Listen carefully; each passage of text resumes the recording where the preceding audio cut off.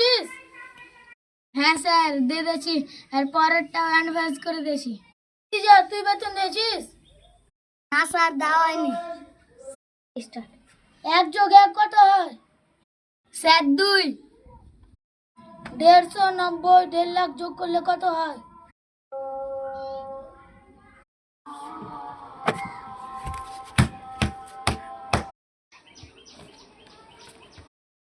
Sir cat বানান বল। CAT sir. Caesar জিগরি তম SS বানান কর। আহ